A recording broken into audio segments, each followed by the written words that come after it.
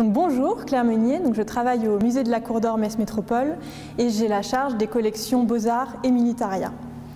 Donc aujourd'hui, je souhaitais vous parler de ce joli tableau d'Eugène Delacroix, qui fait partie de nos collections depuis très longtemps, puisqu'il est rentré en 1861 dans les collections de la ville de Metz à l'époque.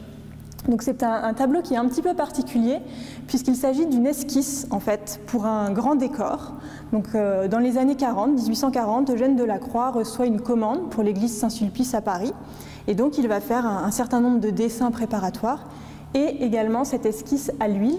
Donc il y a une technique un peu particulière, puisque c'est une peinture à l'huile sur papier, et le papier est lui-même collé sur un panneau de bois, ce qui pose des problèmes de conservation un peu spécifiques. C'est un tableau également qui a été récemment restauré, et donc on a pu redécouvrir les couleurs de Delacroix, certaines zones où on voit les repentirs, les changements de composition de l'artiste. Et donc que voyons-nous sur ce tableau?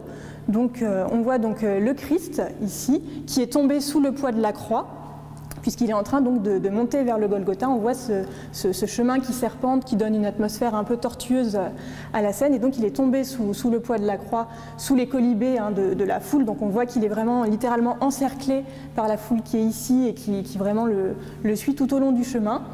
On voit Sainte Véronique ici en bleu qui s'avance avec le linge pour lui essuyer le visage. La Vierge légèrement derrière qui s'apprête à défaillir devant la scène. Et donc une esquisse d'assez petit format par rapport à un grand décor, puisqu'on était sur une peinture qui devait être réalisée sur un mur. Donc il faut imaginer ça de plusieurs mètres de hauteur et de largeur.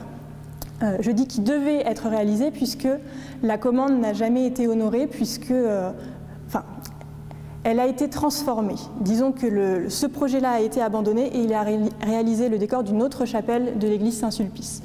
Donc ça permet aussi de dater cette composition, puisque nous avons en bas ici la signature de l'artiste et une date, 1859, mais qui n'est pas la date de réalisation de l'esquisse, ce qui est toujours un petit détail amusant, parce que généralement c'est le cas, puisqu'on sait qu'il commence à travailler à la composition en 1847, et qu'en 1849, donc 10 ans avant la date indiquée sur le tableau, il sait déjà que la commande n'aboutira pas.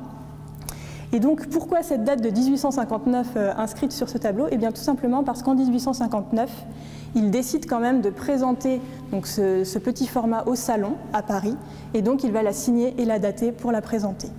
Et ensuite, comment arrive-t-elle à Metz? Eh bien 2 ans plus tard, en 1861, elle est présentée à l'exposition universelle de la ville, où elle est admirée par les artistes notamment de l'école de Metz.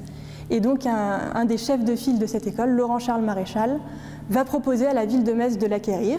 La ville est d'accord, elle lance une souscription, donc le mécénat existait déjà à l'époque, pour la faire rentrer dans les collections. Malheureusement, elle n'arrive pas à réunir la somme demandée par l'artiste, qui était donc de 4 000 francs, et l'artiste, très généreusement, baisse le prix de vente à hauteur de 3 000 francs, qui correspondait à la somme disponible, et donc le tableau rentre dans les collections où il se trouve aujourd'hui.